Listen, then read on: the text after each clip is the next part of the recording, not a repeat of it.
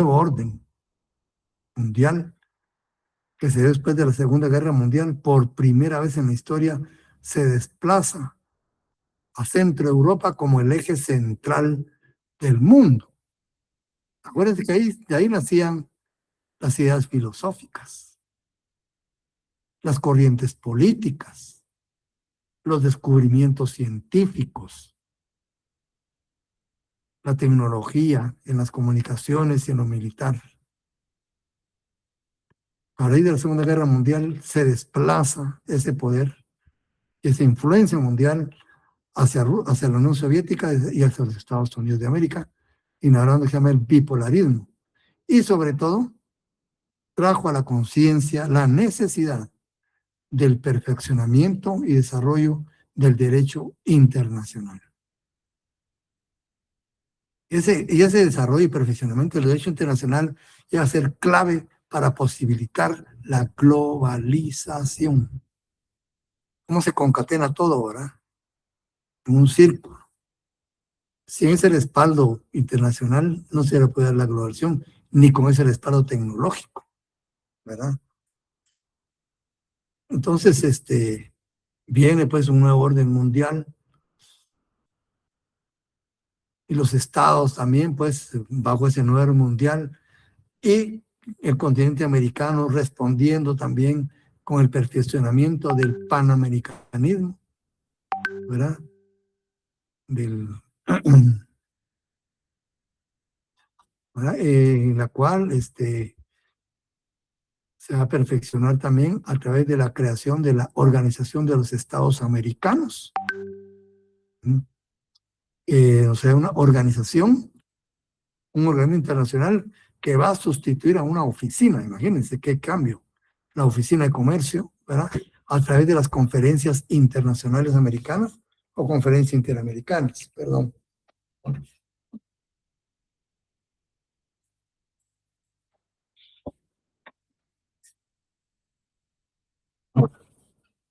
A través de las conferencias internacionales americanas, ¿verdad? En la 9ª conferencia se crea la Organización de los Estados Americanos. Y los estados, pues, bajo una nueva visión, ¿verdad? Bajo nuevos principios de convivencia internacional. A eso se llama hoy por hoy la comunidad internacional organizada. ¿Cómo se desarrolla los estados y los organismos internacionales en el ámbito internacional? Y de ahí resaltamos básicamente dos organismos, ¿verdad? Porque el doctor aquí nos menciona otros más, por ejemplo, el Sistema de Integración Centroamericana, el SICA. Eso va más en el ámbito del derecho de integración, ¿verdad? El sistema de integración, su propio nombre le dice. Eso lo miramos en el derecho de integración, un curso muy bonito que desgraciadamente lo quitaron de la facultad. Muy bonito el curso.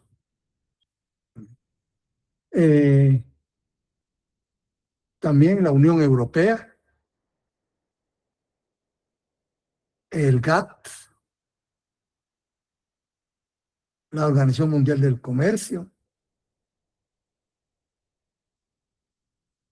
está también la Cámara de Comercio Internacional, que no la menciona aquí, ¿verdad? La Organización de Países Exportadores de Petróleo, la OPEP, muy importante. La Organización Internacional del Café, la Unión de Países Exportadores de Banano, la Organización Internacional del Cacao, Organización Mundial del Turismo, Organización Mundial de la Propiedad Intelectual, organismos económicos y financieros como el Banco Mundial, ¿verdad? El Fondo Monetario Internacional, el Banco Interamericano de Desarrollo, el Banco Centroamericano de Integración Económica, imagínense. Todo eso constituye la comunidad internacional organizada, ¿verdad? Todo eso nos influye y básicamente pues nosotros vimos solo dos organismos, la ONU y la OEA. La ONU como un organismo mundial de objetivos generales, ¿verdad? En la cual podemos decir que se aglutina casi todos los países del mundo. y que mal que bien ha servido para servir de freno a algunas situaciones, ¿verdad? Delicadas en el ámbito internacional. Y la OEA aquí en el continente también, que colabora también, ¿verdad?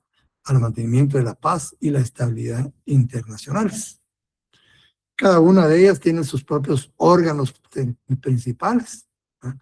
Sus propios objetivos, sus propios principios, que los vimos, ¿verdad?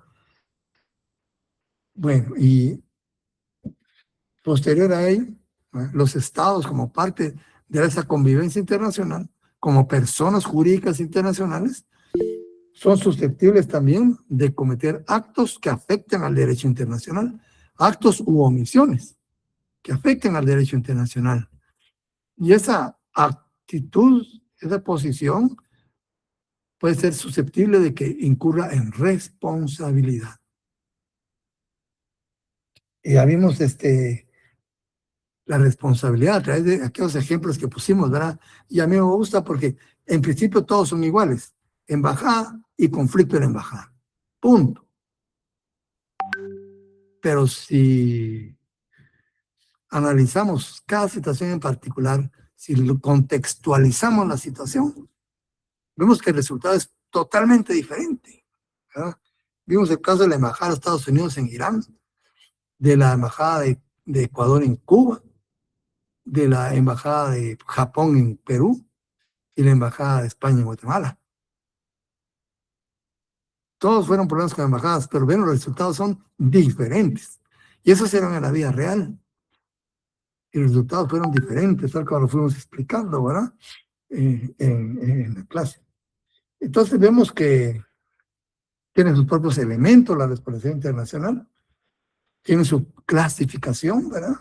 En responsabilidad directa, responsabilidad indirecta, depende si va a ser provocada por un órgano del Estado o por personas comunes, pero que en determinada situación puede el Estado haber incurrido, ¿verdad? En una situación negligente, displicente, ¿verdad? O permisiva, que provocó esos daños a, a otro Estado. También hay responsabilidad y aunque no haya participado directamente, pero se llama responsabilidad indirecta. Pues también hay responsabilidad moral, responsabilidad jurídica.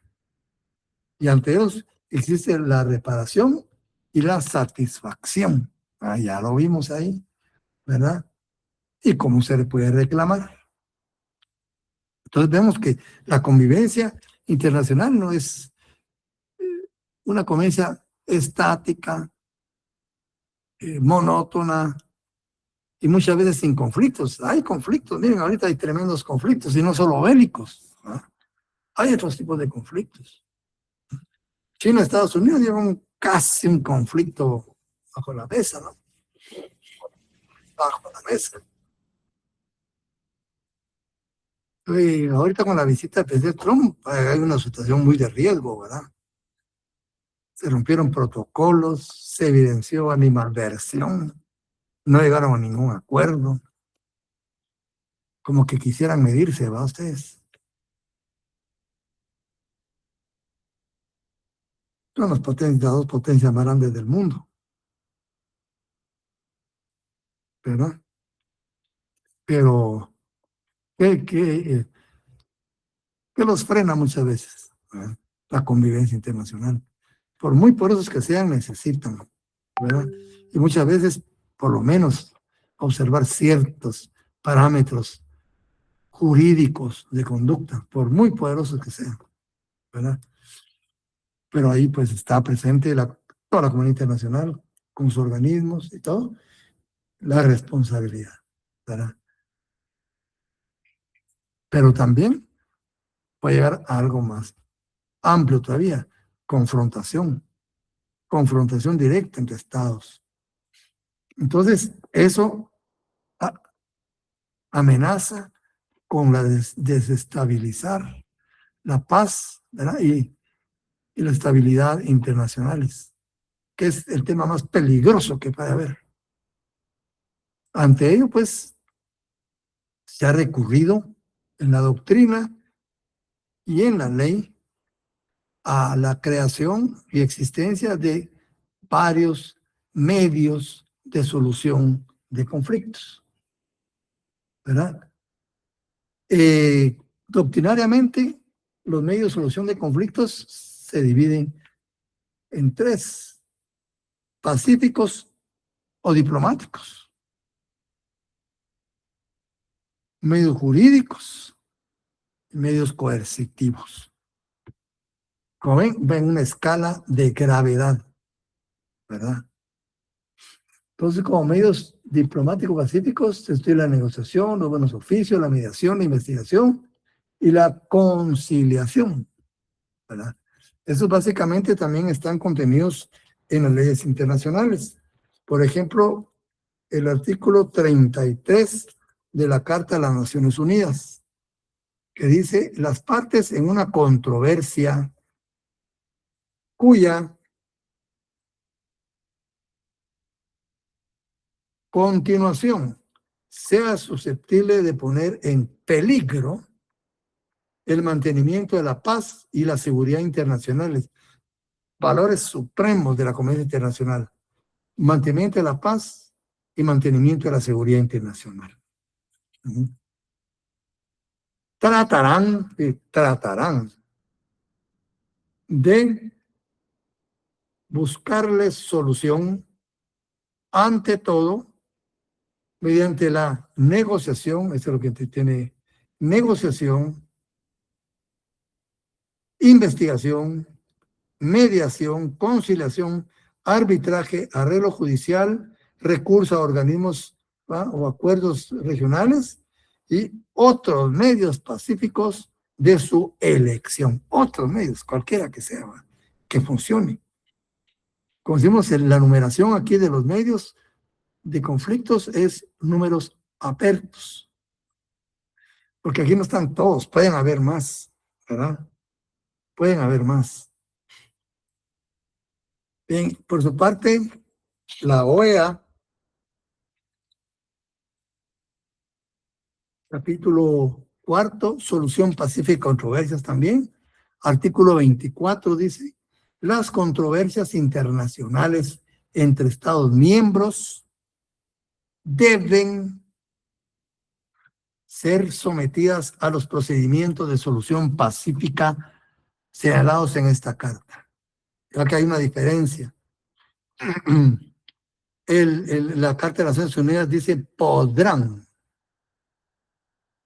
mientras que la Carta de la OEA dice deben. El de la OEA es imperativo. Imperativo.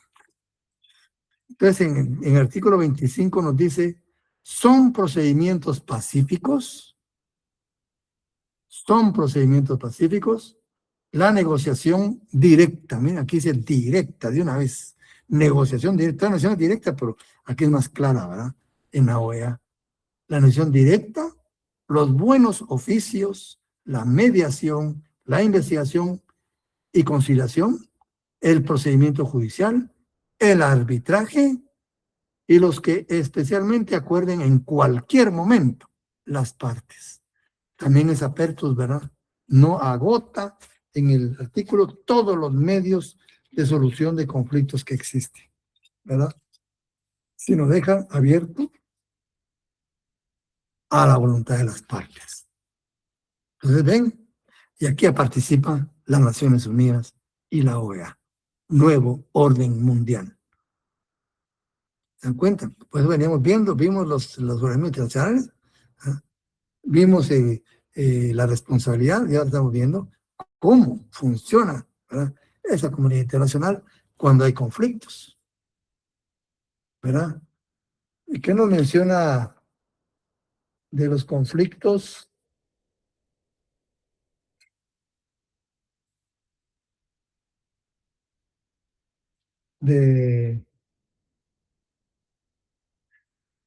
Nos dice acá que está la negociación, los buenos oficios, la mediación, ¿verdad?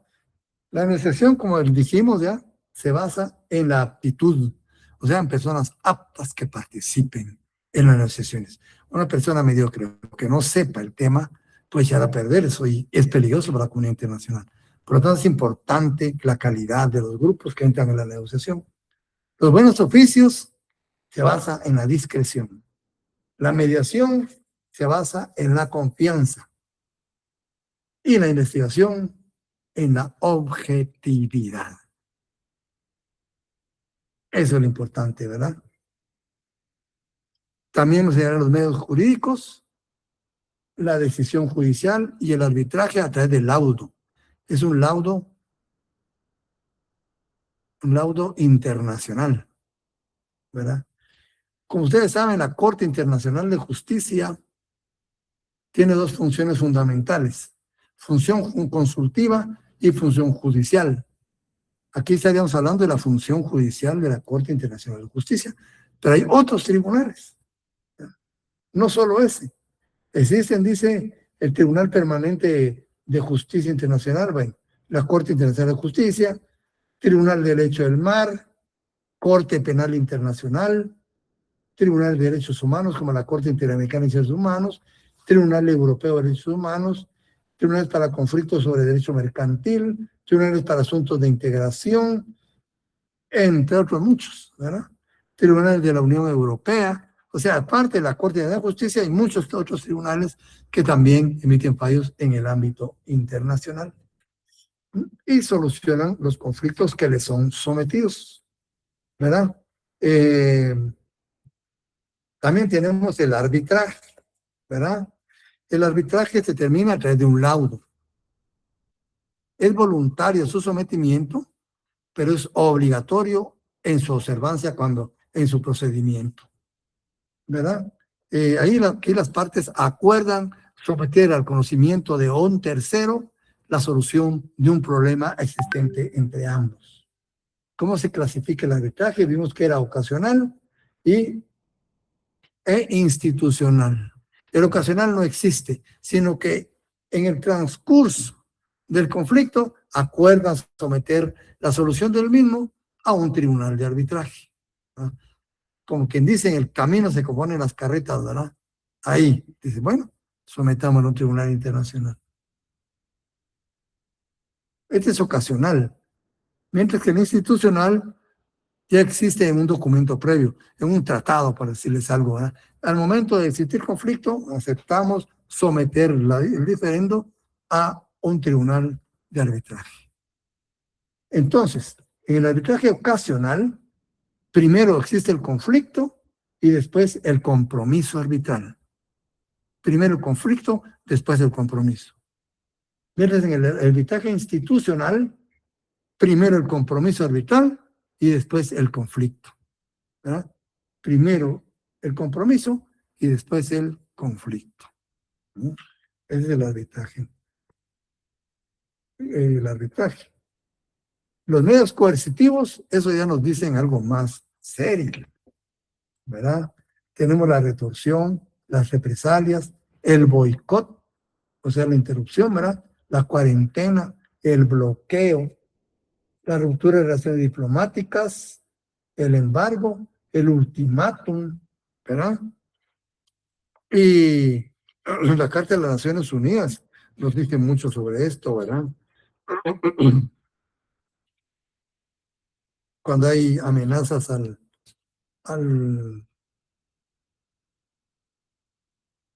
a, a la paz internacionales, ¿verdad? Acción en caso de amenaza a la paz, ¿verdad? Y ahí empieza. Incluso como vimos, ¿verdad? Llega al uso de la fuerza militar, si es necesario. O sea, las Naciones Unidas sí pueden hacer uso de la fuerza militar en un conflicto, sí pueden. Ahora, ¿cuándo? ¿Cómo? Ya es otra pregunta, ¿eh? Pero sí pueden. ¿Mm? Para mantener la paz, ¿verdad? Y la estabilidad internacionales. O sea, ese es un tema muy delicado. Y tenemos, pues, ¿cuál es el órgano de Naciones Unidas que más participa ahí? El Consejo de Seguridad. Miren qué importante es el Consejo de Seguridad. Es el órgano encargado de la paz internacional. de la cuestión de los conflictos, ¿verdad? Y por eso para mí me parece muy peligroso la presencia de los 5 estados permanentes en el Consejo de Seguridad. Eso sí fue, yo siento que ahí, y es mi criterio, se rompe el principio de igualdad de los estados. Ahí hay un privilegio. No solo por el hecho de estar, ya solo por el hecho de estar permanentemente es un privilegio frente a los demás. Y no es solo eso, lo más grave es que tienen el derecho de veto. Mucha de la Confederación Internacional ha llegado a esos límites por el derecho de veto. No se pudo parar a Israel porque Estados Unidos y Reino Unido lo apoyaron, bloquearon. No se puede sancionar a Corea del Norte porque China y Rusia lo apoyan, ¿verdad? Entonces hay un problema ahí. Y estamos hablando de la estabilidad mundial, que tiene que haber consenso unánime de los 5 estados permanentes. ¿Y quiénes son? Como cosa rara, Estados Unidos, Rusia, Reino Unido, ¿verdad? Francia, me murió quién es el otro. Estados Unidos, Rusia,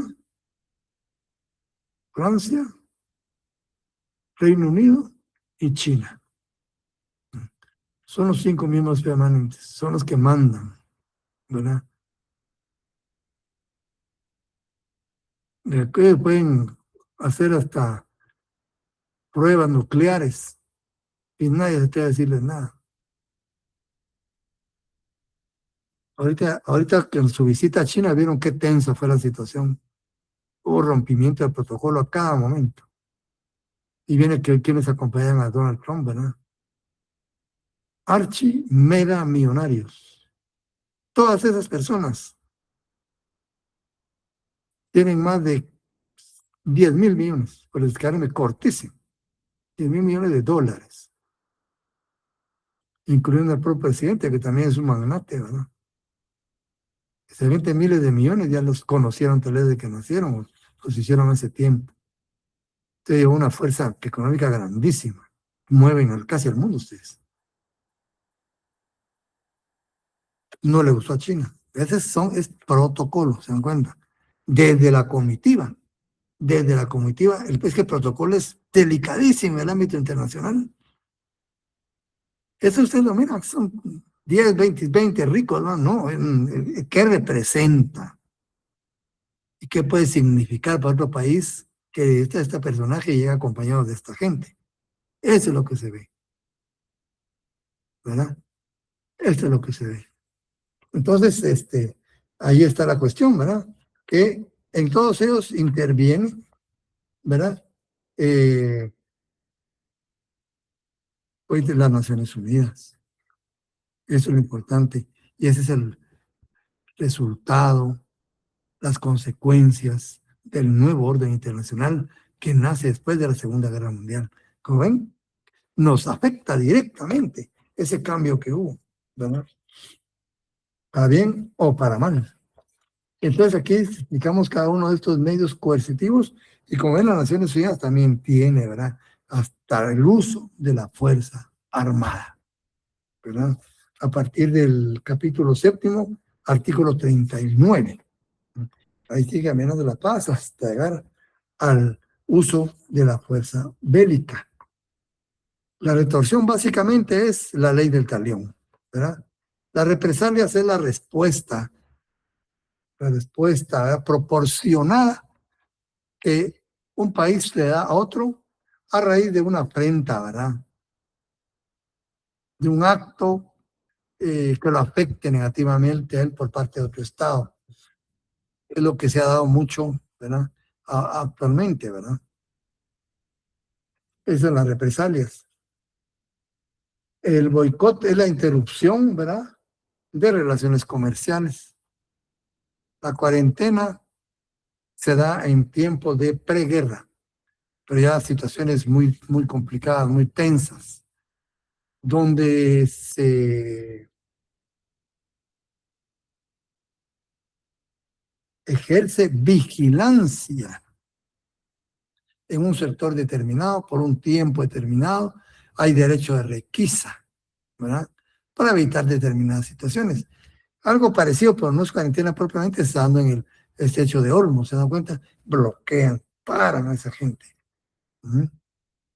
Incluso en uno parece que sí hubo requisa. ¿Mm? En otros como que ha habido acción bélica, pero muchas de las noticias no las dejan que se cuelen porque son peligrosas. Pero la cuarentena pues es parecida, ¿ah? Hay vigilancia, ¿no?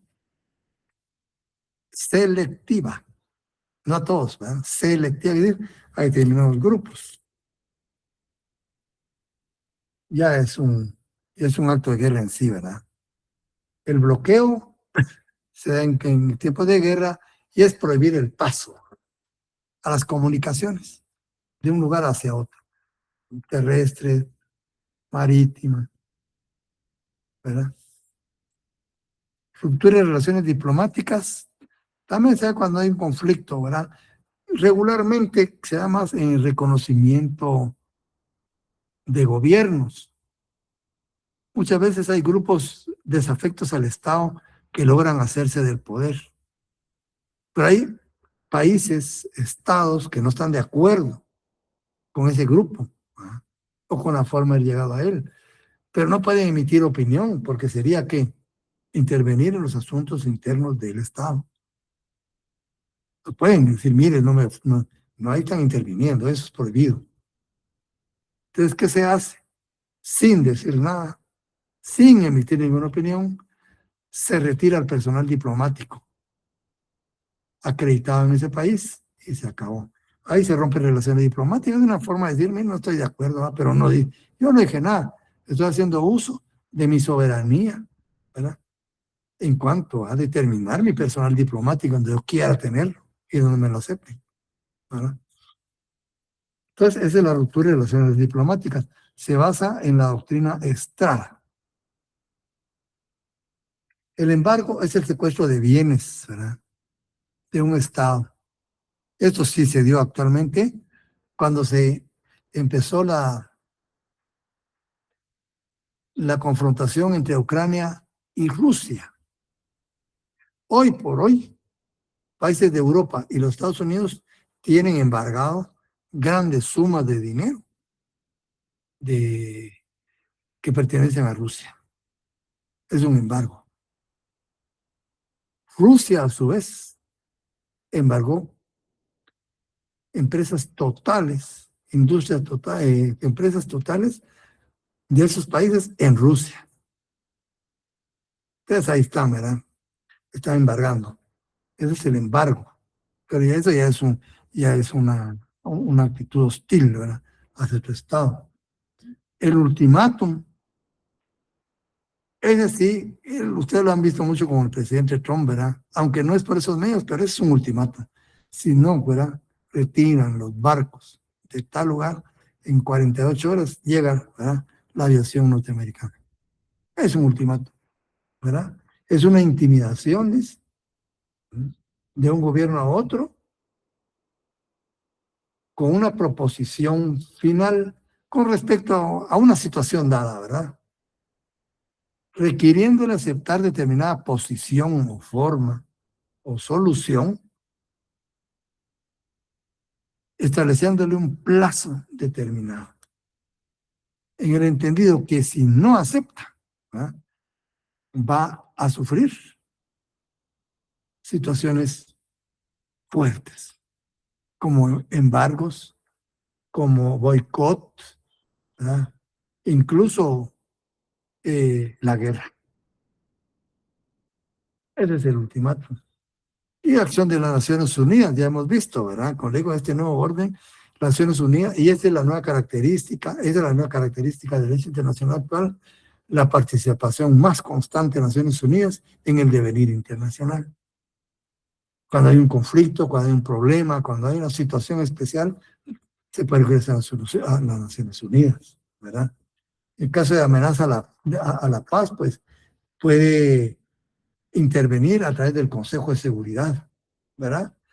Discutiendo públicamente, mediando, ¿verdad? Proponiendo soluciones, amenazando con sanciones, ¿no? Y en caso de situaciones que signifique fricción, interviene directamente el Consejo de Seguridad, ¿verdad? Ya de una forma más directa. Y en caso de sumamente grave para la paz, ¿verdad? La intervención armada puede ser real. Aunque también para que intervengan los organismos internacionales hay cierta gradación, ¿verdad? Que no es forzoso cumplirla, todo depende de lo delicado de la situación. Pero ¿no? Puede darse el caso que se dé en una forma escalonada, ¿verdad? Entonces los organismos regionales también pueden intervenir, como la OEA, vean ustedes que sí participa ¿verdad? De esta situación. Y llegamos a esos temas como el asilo, ¿verdad? Pero tenemos en nuestra Constitución el artículo 27, Guatemala reconoce el derecho de asilo y lo otorga de acuerdo con las prácticas internacionales.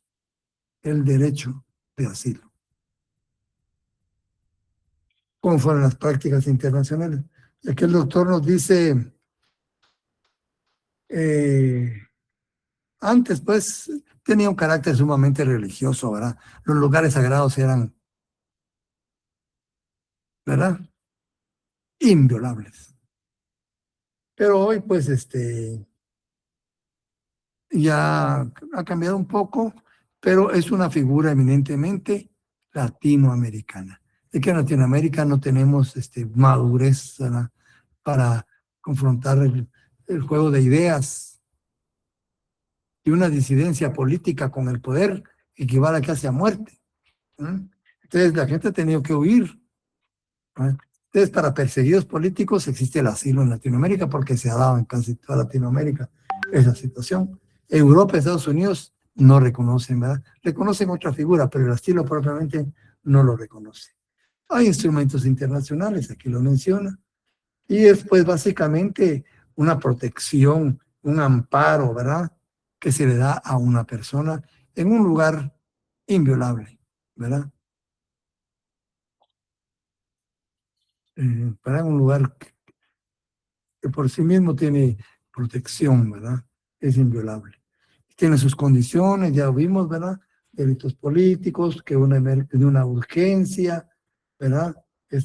Que el solicitante no esté condenado, ni tenga abierto procesos contra él, etcétera. ¿Verdad? Que lo vimos. ¿Cómo se clasifica el asilo? En asilo territorial y asilo diplomático. El asilo territorial que se da en el territorio de otro estado. Lo que han hecho algunos políticos de aquí, ¿verdad? Que se ponen el tacuche de perseguidos políticos y se van a Nicaragua o se van a Panamá. Ese es un asilo territorial. Y ahí piden asilo.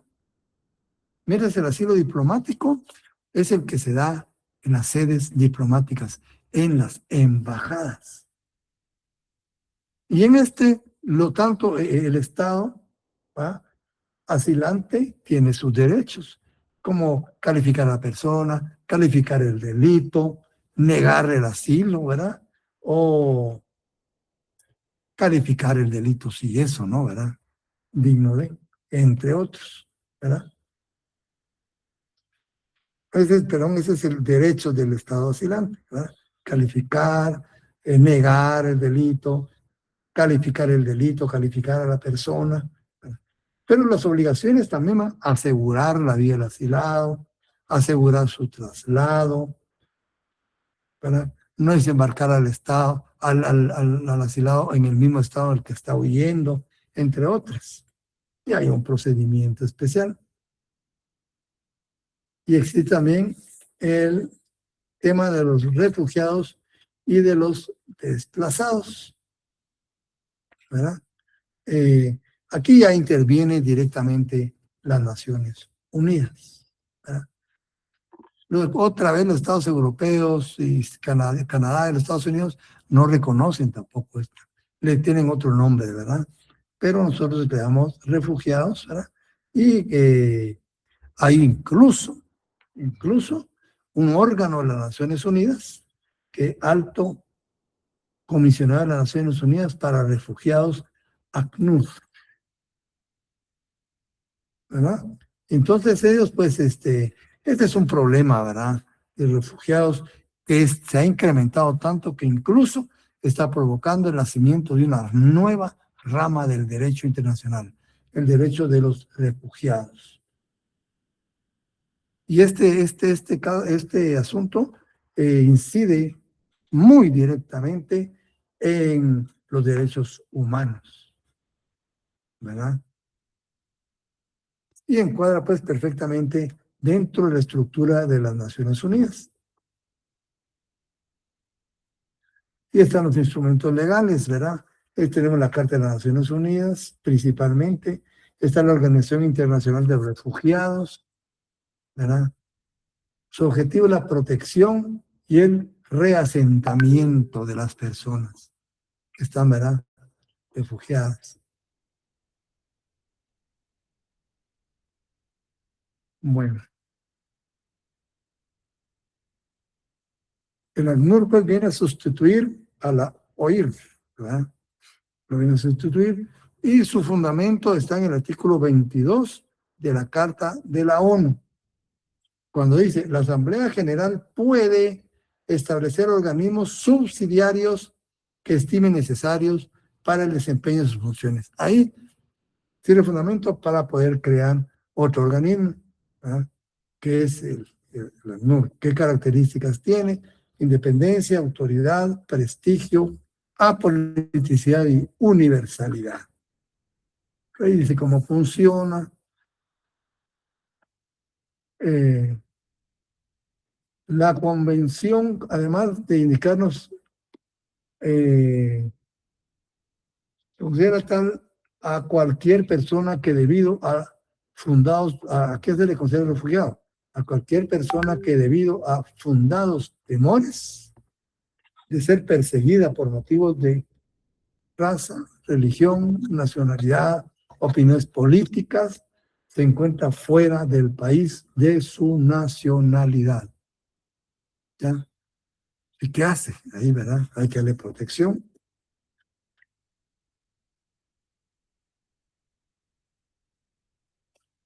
Debe tener fundados temores de ser perseguido por motivos de raza, religión, nacionalidad, pertenencia, o grupos u opinión política, no por delitos comunes, por eso no hay refugio. Debe estar fuera de su país de origen, ¿verdad? Y no puede regresar a su país por motivos fundados, ¿no? ¿Y cuándo cesa? Aquí está cuando cesa esa calificación, ¿verdad? De los desplazados vienen a ser lo mismo que los refugiados, con la diferencia que los desplazados no salen del territorio del Estado. Los refugiados se quedan en su territorio, pero sí salen de su lugar de origen, al igual que los refugiados, ¿no? Pero con la diferencia que los refugiados se van a otro país y los desplazados se quedan dentro del país. Lo que pasó aquí en Guatemala, muchas personas no salieron del país, sino se fueron a refugiar a las montañas. Esos son desplazados, ¿verdad? Los que estuvieron en México son refugiados, ¿verdad? Y debido a que no salen del Estado, no tienen mucho interés internacional, ¿verdad? Porque es un problema que se vuelve propio del Estado, que estén, ¿verdad?, circulando adentro, ¿verdad? Entonces no siempre atrae un interés internacional como los refugiados, ¿verdad? Con esto llegamos al derecho de Ginebra o el derecho internacional humanitario. Este organismo internacional sí es más antiguo que la ONU, desde el siglo XIX, ¿verdad? Existe.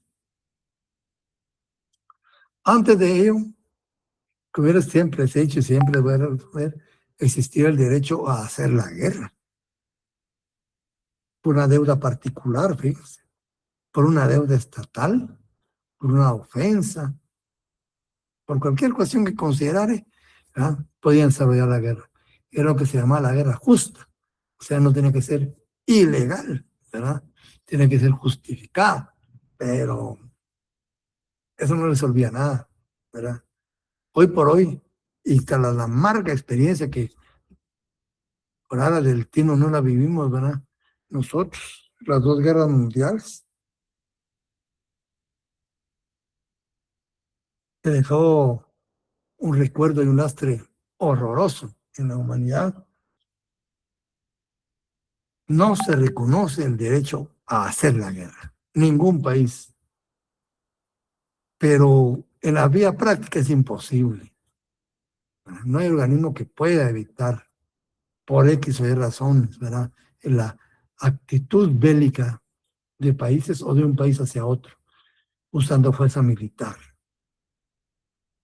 Entonces, ante la imposibilidad de evitar las confrontaciones mundiales, las confrontaciones bélicas, se ha creado el derecho en la guerra. Jus in bello. El derecho en la guerra. ¿Por qué es importante usted el derecho en la guerra si ya está?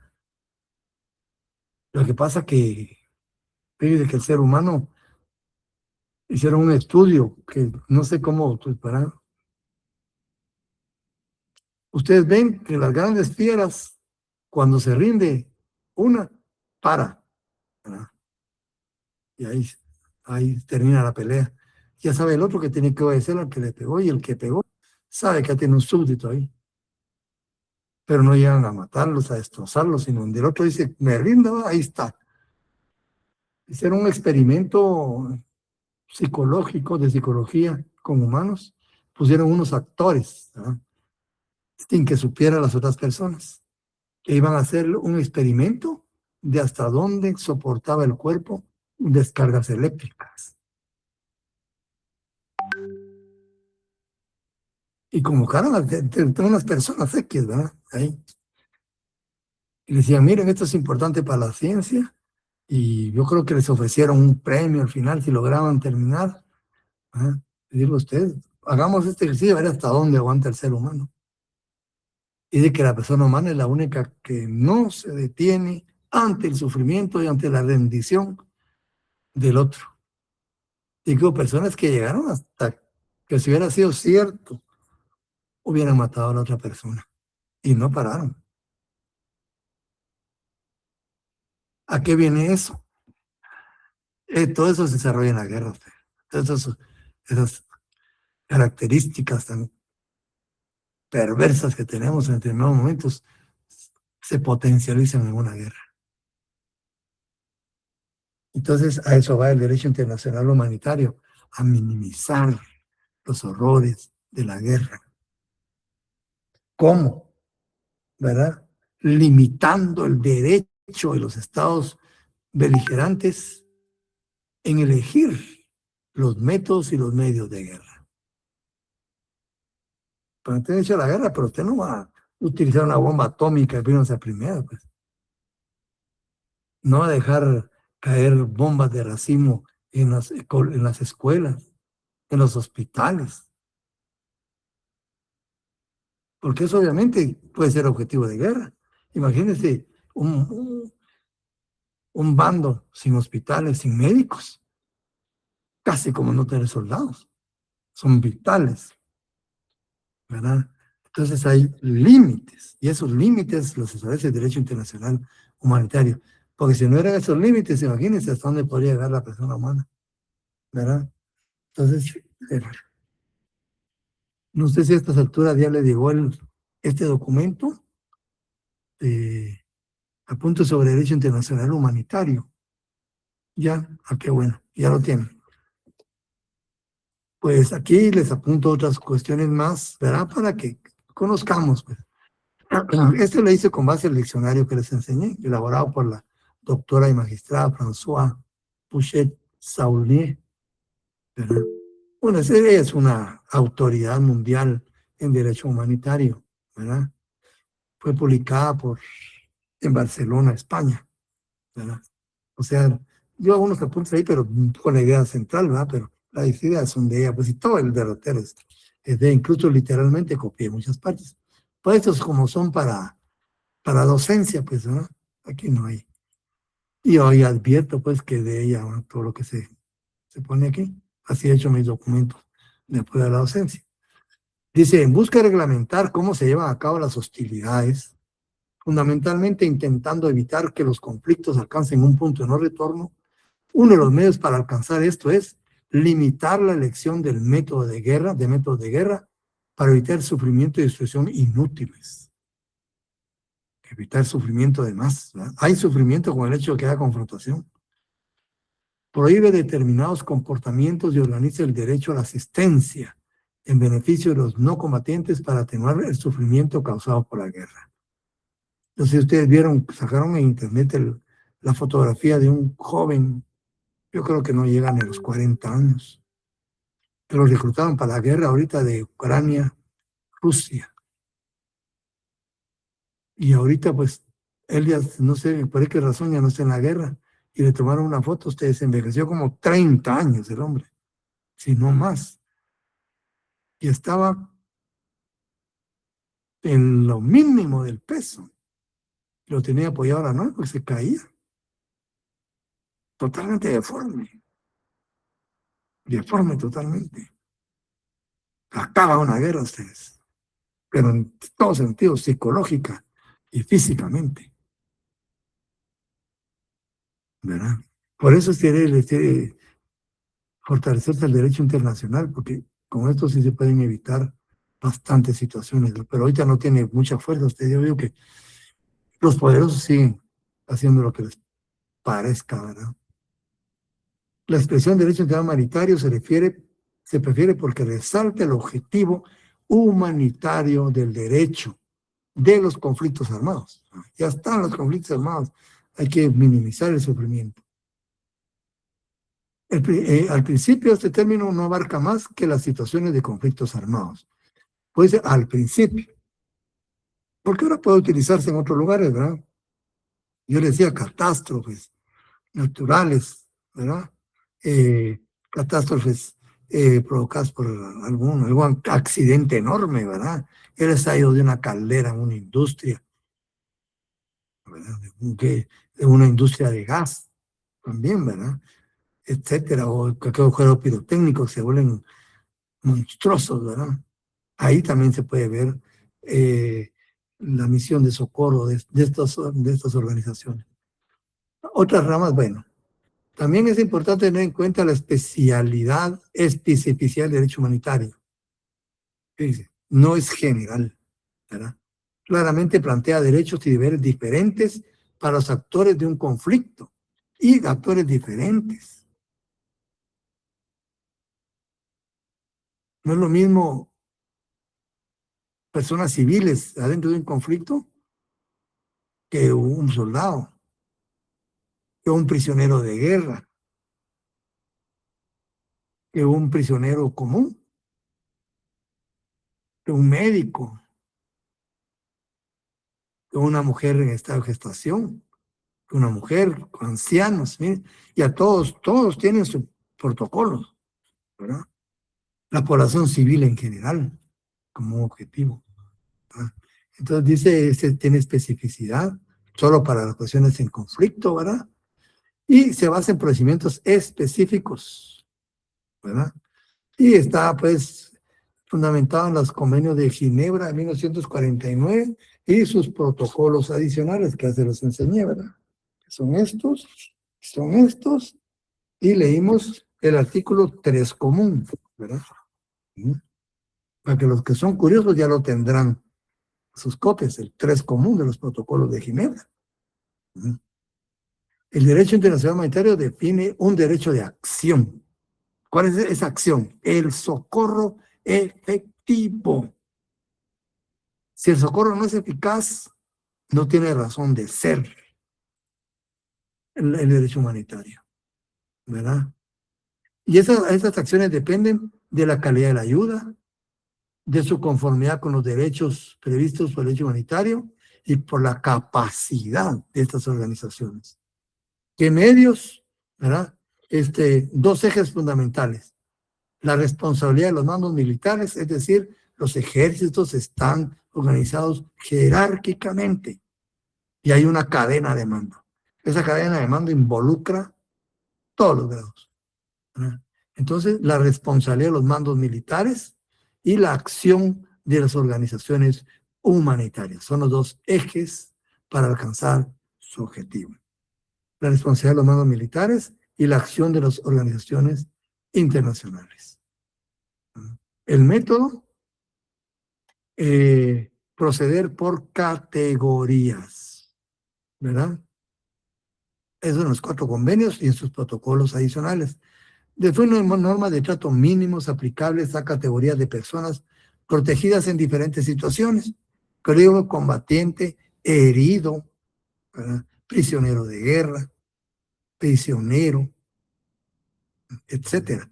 Todo eso se llama el principio de distinción.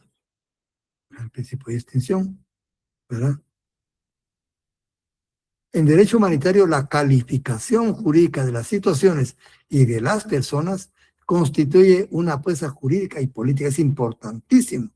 Usted va a tratar igual a un militar que siempre se les da socorro que una mujer en estado de gestación. O una mujer con 4 grados de gestación que una con y casi 9. Todo eso tienen que verlo. Un niño, un anciano, una escuela, un hospital, un comando militar, ya todo eso, ¿bien? Todo eso cambia, ¿verdad?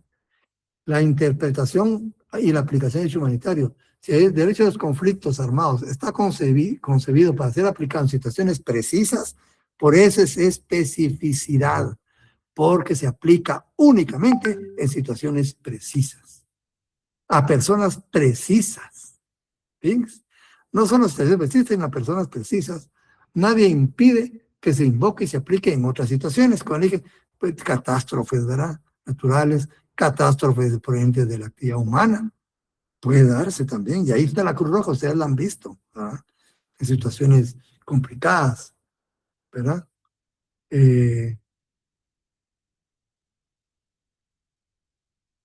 Nadie impide que, bueno, en efecto, numerosas disposiciones se presentan en diferentes textos internacionales bajo formas más o menos detalladas.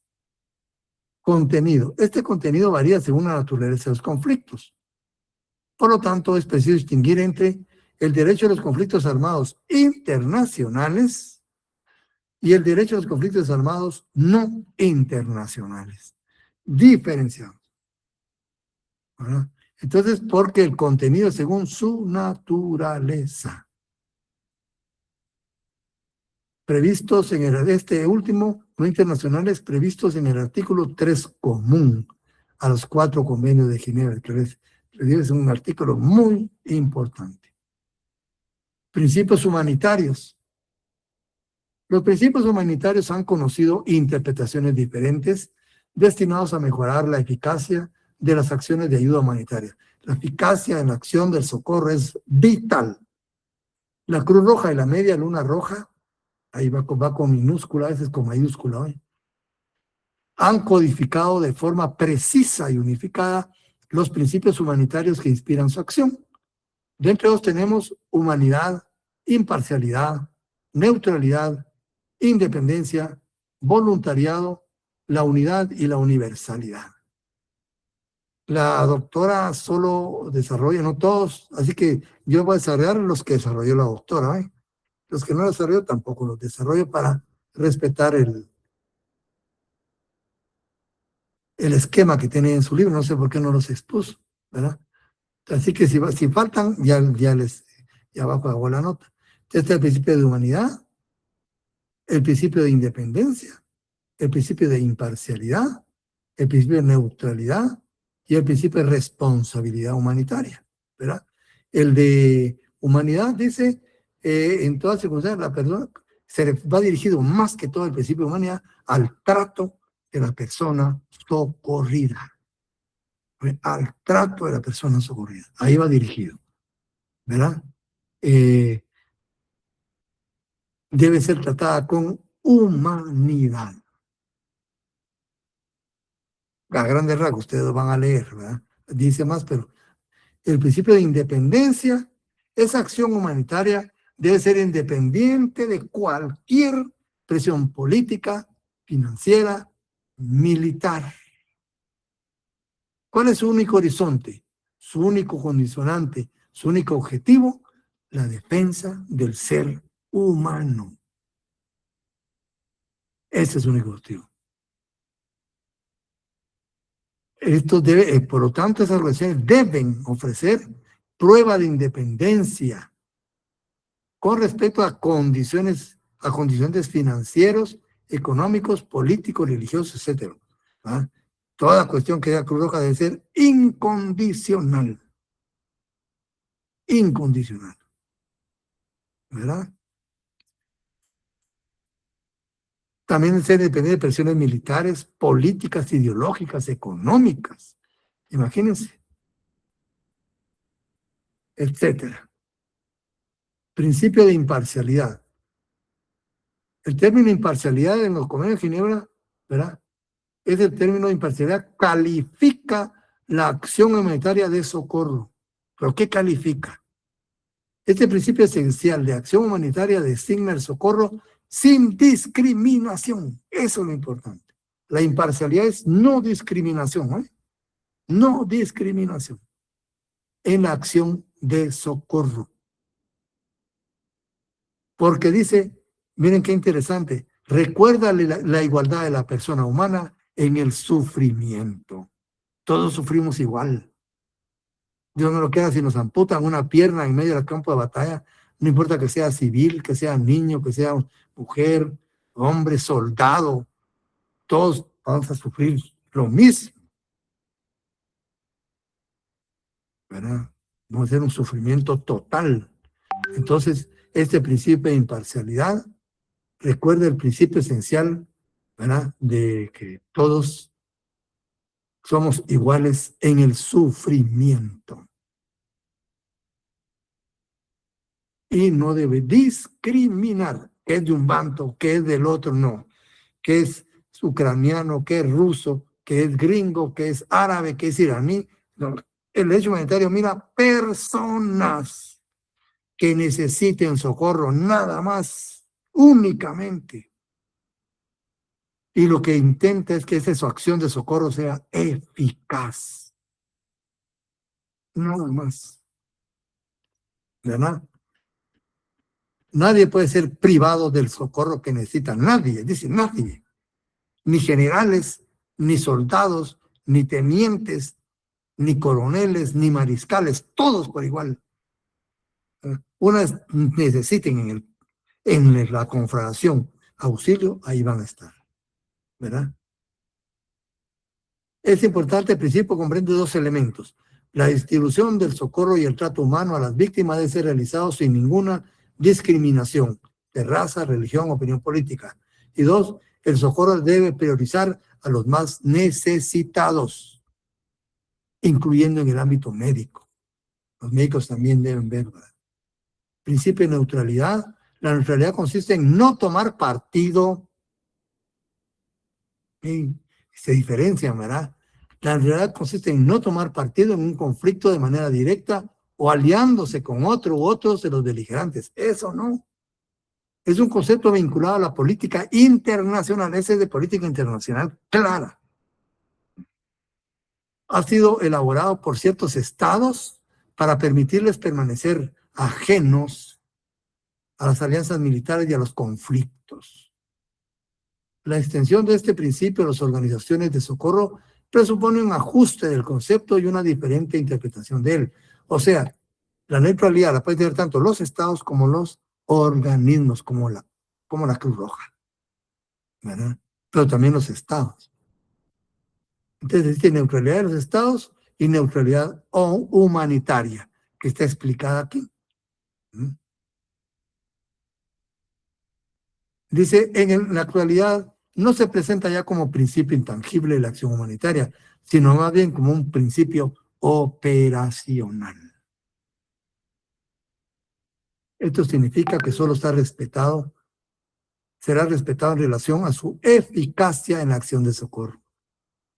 Y el principio de responsabilidad humana la aplicación del derecho humanitario no depende únicamente de los beligerantes, no, ¿ah? Sino también del derecho y las iniciativas de las organizaciones de socorro. No es posible obviar la responsabilidad de estas organizaciones como actores directamente implicados en determinadas situaciones en las cuales el socorro no permite proteger la seguridad de la vida de las poblaciones. Cuando no logra esto, puede incurrir responsabilidad ellos, la organización de socorro. ¿Verdad? Ven, este es a grandes rasgos, pues, este documento que le llegó, para que conozcamos un poco más de este tema, ¿verdad? Bueno, este es el último punto que vimos y que va a entrar en el examen, ¿ya vieron? Estos temas que repasé son los que van a entrar en el examen, empezando desde la comunidad internacional organizada hasta acá. El examen lo tenemos programado para las 19 horas. El día, creo que es del 25, ¿verdad? 25 de mayo, si no me equivoco. Ustedes tendrán por ahí el calendario. Por favor, verifiquen, oye. Verifiquen, yo tentativamente le doy esta fecha tentativa. Por favor, verifiquen en sus calendarios que el calendario que va a ser publicado. Es que perdí ahorita el dato. No sé dónde lo ubiqué en mi celular, no lo encuentro. Pero creo que por ahí, ¿verdad? Es como el tercer examen. Sí, sí está para el 25. Ah, bueno. Muchas gracias. Hoy va a estar programado para las 19 horas. Es una bonita hora. Los que se portan bien ya están en su casa a esa hora, ¿verdad? Entonces, van a entrar esos temas, van a venir un aproximado de 15 preguntas, ¿verdad? Y vamos a poder utilizar leyes. ¿Cuáles? Ustedes sabrán. Son los abogados y deben saber qué leyes deben llevar para las audiencias. A esa altura han ido apuntando todas las leyes que hemos ido mencionando, ¿verdad? Y pues con base en eso no me resta más que agradecerles, jóvenes. Ha sido un placer darles clase. Ojalá hayan aprendido que sea un poco, ¿verdad? Porque es difícil, yo no lo sé todo tampoco, ¿verdad? Pero que han aprendido algo. Me queda a mí ese interés de que bueno, se hayan comprendido la importancia del derecho internacional, la importancia que tiene y lo que es en la vida práctica, que sí se aplica, como ven, ¿verdad? Entonces, yo no sé si el otro semestre nos miremos, porque siempre me cambian una sección, no sé cuál es de las dos, pero si no, pues siempre quedo a la orden con ustedes, ¿eh? Y muchas gracias por haber estado aquí. Y el día del examen, pues vamos a tener ese otro encuentro. Voy a tomar la foto.